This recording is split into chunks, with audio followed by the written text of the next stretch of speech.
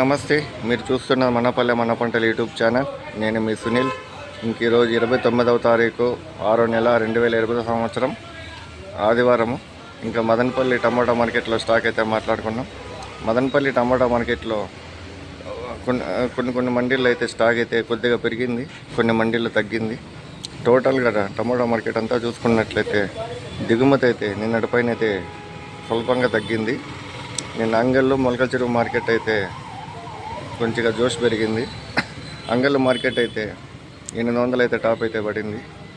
ఇంకా మొలకల చెరువు మార్కెట్కి వెళ్తే ఇంకా 550 రూపాయలు అయితే టాప్ అయితే పడింది.